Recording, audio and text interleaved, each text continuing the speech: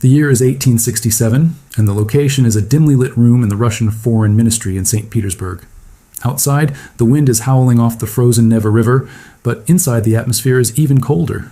A group of powerful men, including the Grand Duke Constantine, the brother of the Tsar, are staring at a map of the world. They are looking at a massive yellow stain that covers the top left corner of North America. It is a territory of immense size.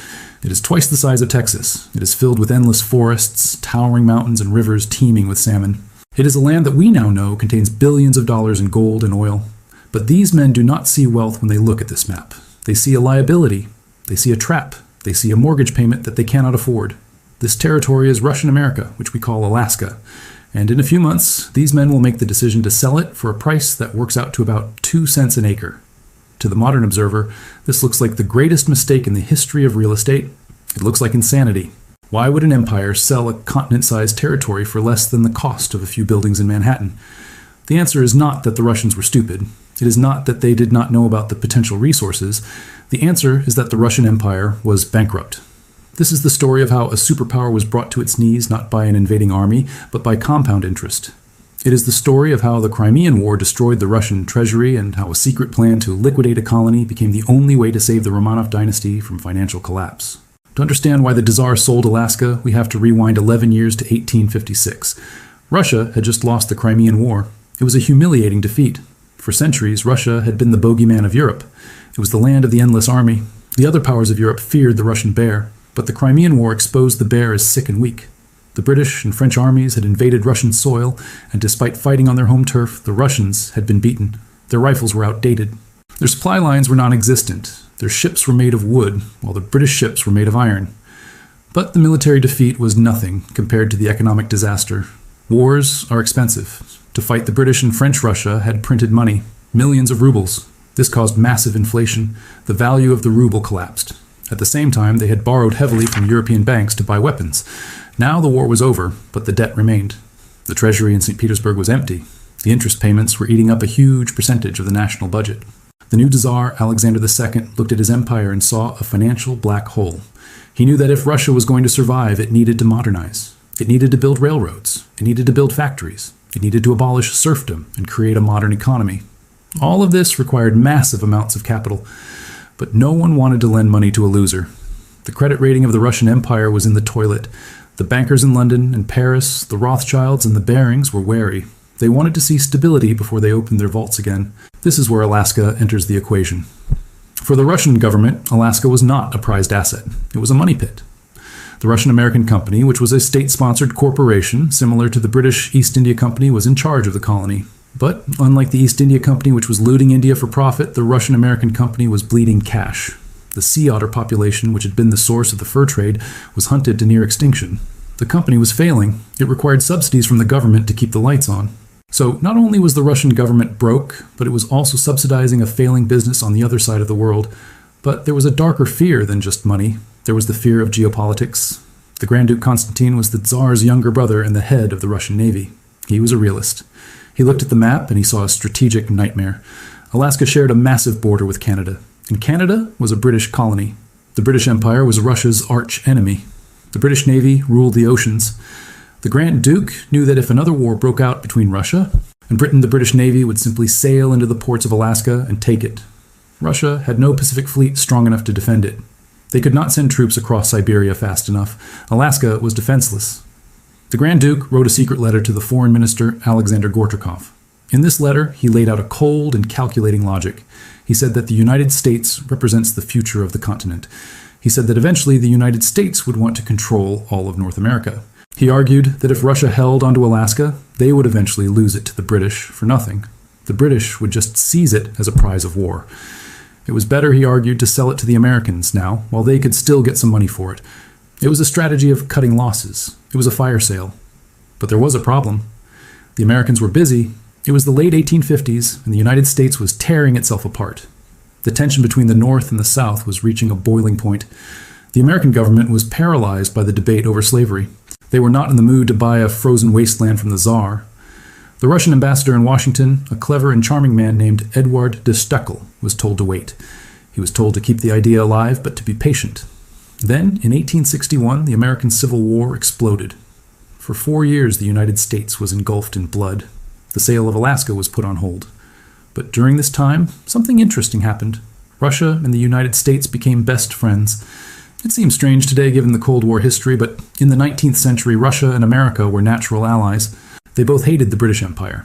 During the Civil War, Britain and France were secretly flirting with the idea of recognizing the Confederacy. They wanted to see the United States break into two weaker nations, because a united America was a threat to their global dominance. The Tsar Alexander II saw this. He knew that if the Union fell, Britain would become even more powerful. So he made a bold move. He sent the Russian Navy to visit the ports of New York and San Francisco. It was a clear signal to London and Paris. If you intervene in the American Civil War, you will have to fight Russia too. The American public was ecstatic. They threw parades for the Russian sailors. They saw Russia as their only true friend in Europe. This friendship would become the foundation of the Alaska deal.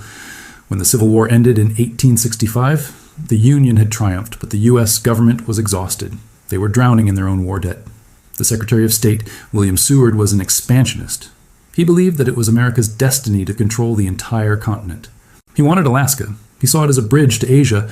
He saw the potential for trade with China and Japan. But he had a hard time convincing anyone else. The American people were tired of war and spending money. They looked at Alaska and saw a block of ice. The newspapers called it Seward's Folly and Seward's Icebox. They mocked him. They asked why he wanted to buy a polar bear garden. Meanwhile, in St. Petersburg, the situation was getting desperate. The Russian treasury was critically low on hard currency.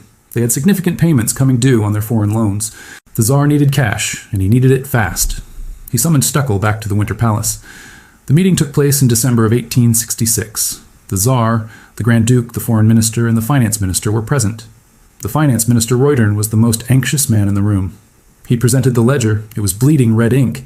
He told the Tsar that even a small sum from the sale of Alaska would help stabilize the ruble and pay the interest on the Rothschild loans. They decided on a price. They would ask for $5 million. But they authorized Stuckel to negotiate. They told him to get as much as he could, but the priority was to close the deal. They needed the money by the next fiscal quarter. Stuckel was given his marching orders. He traveled back to Washington, D.C., carrying the secret offer in his pocket. He was a diplomat, but he was about to become a salesman.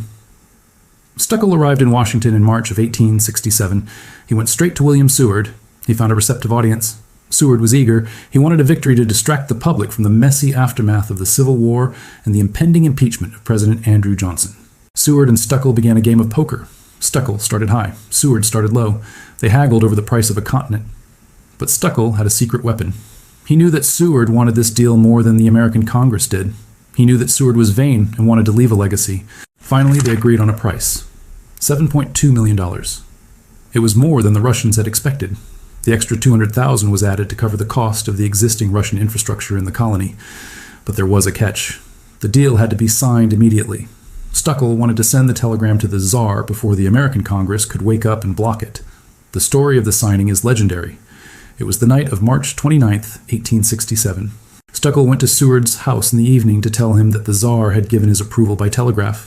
Stuckel suggested they meet the next day to sign the treaty. Seward pushed away his card game and stood up. He said, "Why wait until tomorrow? Let us make the treaty tonight." Stuckel was surprised. He said, "But your department is closed? You have no clerks?" Seward smiled and said, "If you can muster your legation by midnight, you will find me awaiting you at the Department of State." So in the middle of the night, the Russian diplomats and the American officials gathered at the State Department. The clerks were dragged out of bed. The gas lamps were lit. They worked feverishly to draft the final treaty.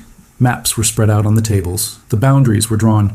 The fate of the indigenous people of Alaska, the Tlingit, the Haida, the Aleut, was decided without a single one of them being present. They were transferred from one empire to another, like livestock. The treaty stated that the inhabitants of the ceded territory would be admitted to the enjoyment of all the rights, advantages, and immunities of citizens of the United States. But this promise would be broken for a century. At 4 o'clock in the morning on March 30th, the treaty was signed. Seward had bought an empire the size of Western Europe for less than 2 cents an acre. He was jubilant. He thought he had secured the safety of America. Stuckel was relieved. He had secured the liquidity of the Romanov dynasty. He sent a telegram to St. Petersburg that simply said, "Treaty signed, $7.2 million. But the drama was not over. Signing a treaty is one thing. Paying for it is another. The United States Congress had to approve the money, and the Congress was in a foul mood. The House of Representatives was controlled by men who hated President Johnson, and by extension hated his Secretary of State, William Seward. They saw the purchase as a waste of money and a way to expand the power of an unpopular administration. They threatened to block the appropriation of funds. This is where the story shifts from high diplomacy to low corruption. Stuckel realized that the deal was in danger. He had promised the Tsar the money. If he went back to Russia empty-handed, he would be disgraced. So he did what any desperate lobbyist would do. He resorted to bribery. The Russian government authorized a secret slush fund. Stuckel began to wine and dine the influential congressmen. He hired powerful lobbyists. He placed favorable articles in the newspapers. Thousands of dollars in gold were handed out in brown paper envelopes. The Russian ambassador, the representative of the autocrat, was buying American democracy. It is estimated that over $100,000 of the purchase price was actually used to bribe the U.S. Congress to vote for the purchase. It was a dirty deal done in the shadows, but it worked. The House of Representatives finally voted to approve the funds. The check was cut. The transfer of the money was a complex financial operation. The U.S. Treasury issued a warrant for $7.2 million. But Russia didn't want dollars. They wanted gold, and they wanted it in London. The warrant was given to the Russian legation, who then deposited it in a U.S. bank.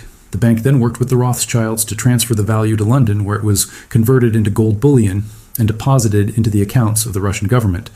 The money did not go to build schools or hospitals in Russia.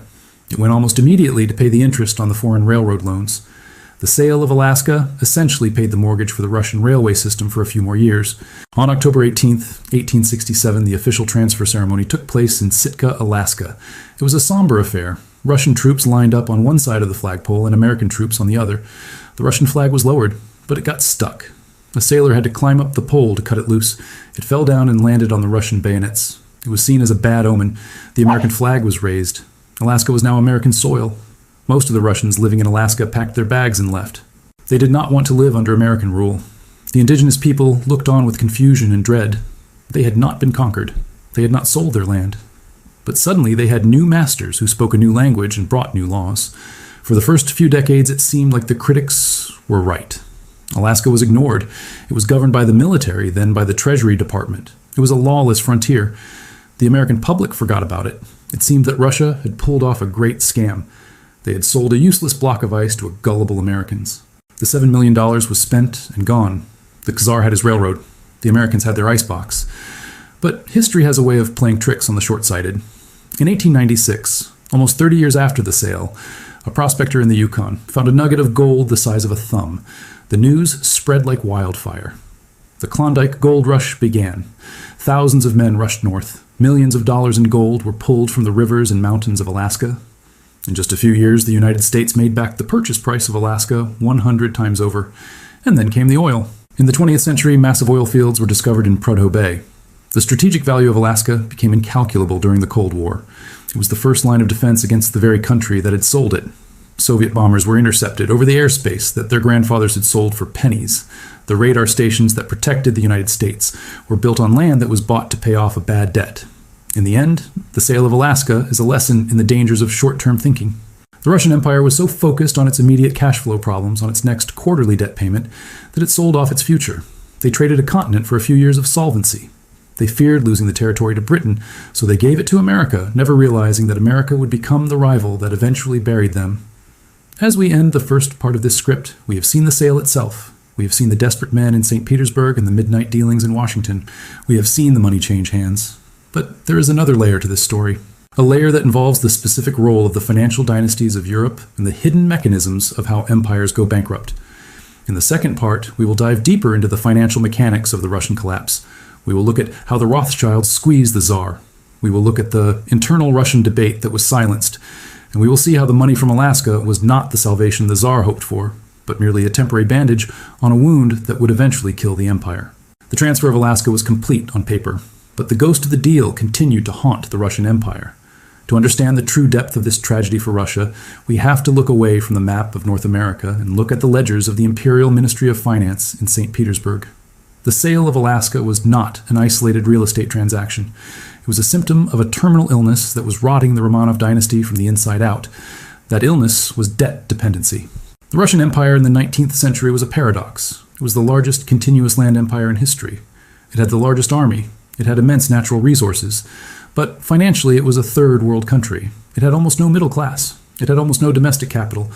If the Tsar wanted to build a bridge or a cannon or a palace, he had to borrow the money from London or Paris or Berlin. Russia was the world's largest debtor. The Crimean War had blown a hole in the budget that was impossible to fill. But the Tsar Alexander II had a vision. He wanted to industrialize. He looked at Britain and saw the power of the steam engine. He realized that the source of British power was not just the navy, but the factory. He launched a massive program of railroad construction. He wanted to connect the grain fields of the Ukraine with the ports of the Baltic. He wanted to connect the mines of the Urals with the factories of Moscow. This was a noble goal, but the execution was a financial disaster. The Russian government guaranteed the loans for private railroad companies. This meant that if the railroad went bust, the government would pay the investors. It was a massive subsidy for incompetence and corruption. The railroad barons took the money, built shoddy tracks, and pocketed the difference. The state was left holding the bag. By 1866, the year before the Alaska sale, the Russian government was spending almost a third of its entire budget just servicing the debt on these railroad loans. This is where the House of Rothschild enters the story. The Rothschilds were the bankers of Europe.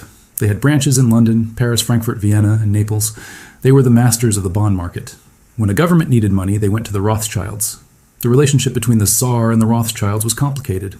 The Romanovs were autocrats. They were anti-Semitic. They despised the idea of being beholden to Jewish bankers. But they had no choice. The Rothschilds were the only ones with deep enough pockets to keep the Russian Empire afloat. In the years leading up to the sale of Alaska, the Rothschilds were putting pressure on the Russian finance ministry. They were worried about the stability of the ruble. They wanted the Russian government to build up its gold reserves to back the currency.